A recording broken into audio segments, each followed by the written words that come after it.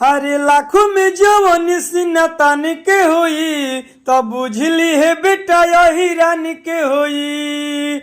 हरे लाखों में जवन सीना तान के होई तो बुझली है बेटा बबुआन के होई।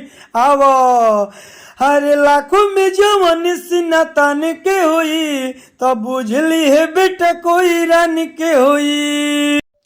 तो क्या हाल है सिंगर भाई लोग, ठीक है? ये जो गाना लिखे हैं ना, रंगदारी सॉन्ग लिखे हैं, हर जाति के ऊपर गाना लिखे हैं। दोस्तों आप जिस कास्ट के रहने वाले हैं अपना जाति के नाम डालकर इस गाने को गा सकते हैं, रिकॉर्डिंग करवा सकते हैं। दोस्तों बिल्कुल हम फ्री में गाना लिखे हैं। यादव के जगह पर आप बबुआन डाल सकते हैं, कोयरान डाल सकते हैं, पासवान डाल सकते हैं, चौहान डाल सकते हैं। यानी आप जिस कास्ट के रहने वाले हैं अपना जाति के नाम डालिए और इस गाने को गाइए। बिल्कुल दोस्तों हम ये फ्री में गाना लिखे हैं, न्यू ट्रैक नया अंदाज में। तो पूरा वीडियो को फुल देखिए। हम गाना को स्टार्ट कर रहे हैं। गाना को स्टार्ट करने से पहले आपसे हाथ जोड़ के रिक्वेस्ट है, चैनल पर नए हैं तो सब्सक्राइब कर दीजिए, लाइक कर दीजिए और मेरा नाम जान लीजिए। मेरा नाम है राइटर राजा सिंघानिया।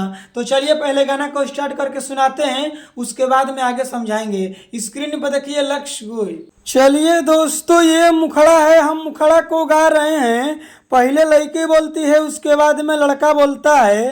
तो पहले लड़की बोलती है, कवनो के जाति में नइखे हो पावर, कवनो से खड़ा ना हो खेला टावर। हाँ हाँ कवनो के जाति में नइखे हो पावर, कवनो से खड़ा ना हो खेला टावर। हर कोई से मर्द पहचान के होई। तो लइकवा कहता, हरे लाखों में जवन सीना तान के होई तो बुझली है बेटा यही रानी के होई।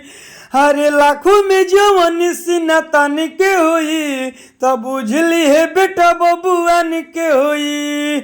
आवो हरे लाखों में जवन सीना तान के होई तो बुझली है बेटा कोई रानी के होई। दोस्तों जहाँ अहिरान लिखा हुआ है ना, तो अहिरान के जगह पर आप बबुआन डाल सकते हैं, कोयरान डाल सकते हैं, पासवान डाल सकते हैं।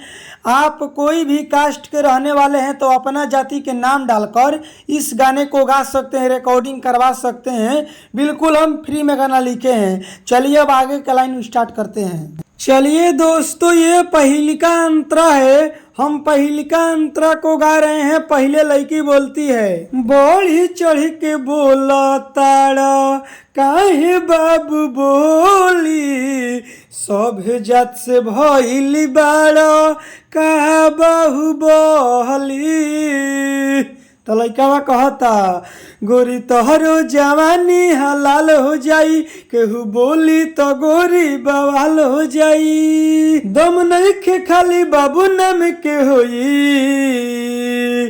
हरे लाखों में जवन सीना तान के होई तो बुझली है बेटा कोई रानी के होई। हरे लाखों में जवन सीना तान के होई तो बुझली है बेटा पसावान के होई।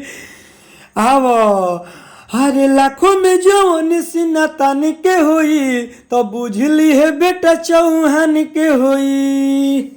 चलिए दोस्तों ये दूसरा का अंतरा है, हम दूसरा का अंतरा को गा रहे हैं। कवनो से उठल नहीं हमरो दर्द, मन जोग मिलल नहीं हमरो के महरद। तो लइकवा कहता, हरे राजा सिंघनिया से ले ले टराई, तोरो के मिली हो गोरी मलाई। कुंदन अनिस खाली नाम के होई। दोस्तों जहाँ कुंदन अनिस लिखा हुआ है तो फाइनली कुंदन भाई और अनिस भाई ने कमेंट बॉक्स में कमेंट किए थे कि राजा भैया गाना में मेरा नाम डाल दीजिएगा, कुंदन अनिस। तो देखिए दोस्तों फाइनली कुंदन और अनिस भाई को गाना में नाम डाल दिए हैं। अगर इसी तरह आप भी सिंगर हैं, अपना गाना में नाम डलवाना चाहते हैं तो सबसे पहले आपको करना क्या पड़ेगा कि गाना में हम आपका भी नाम लेंगे। सबसे पहले आप चैनल पर नए हैं तो सब्सक्राइब कर दीजिए, लाइक कर दीजिए और कमेंट बॉक्स में आप अपना नाम लिख लिखिए कि आपका नाम क्या है। अगली वीडियो बनाएंगे तो उस गाने में आपका नाम ले लेंगे, जैसे कुंदन और अनीस का नाम लिए हैं, ठीक है ना। तो कमेंट बॉक्स में आप अपना नाम जरूर लिखिए कि आपका नाम क्या है। आगे का लाइन, हरे लाखों में जवन सीना तान के होई तो बुझली है बेटा सहुआन के होई।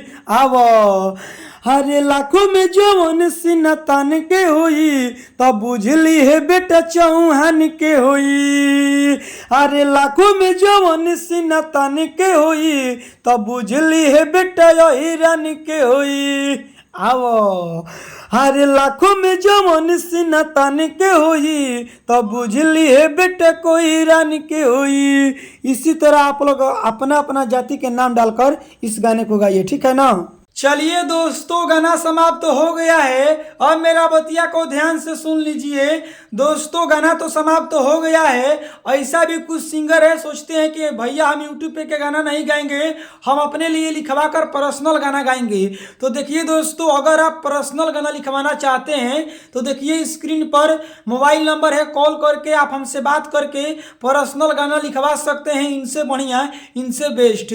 तो देखिए स्क्रीन पर मोबाइल नंबर है, कॉल करके आप हमसे पर्सनल गाना लिखवा लीजिए अपने जाति के ऊपर, चाहे रंगदारी सॉन्ग, चाहे ऑर्केस्ट्रा सॉन्ग, चाहे सैड सॉन्ग, चाहे हिंदी मगही, कोई भी आप गाना लिखवाना चाहते हैं तो डायरेक्ट संपर्क करिए। मोबाइल नंबर यूट्यूब पर हम दे दिए हैं, कॉल करिए, ठीक है। चैनल पर नए हैं तो सब्सक्राइब करिए, फेसबुक पर देख रहे हैं तो फॉलो करिए। Bye bye, love you.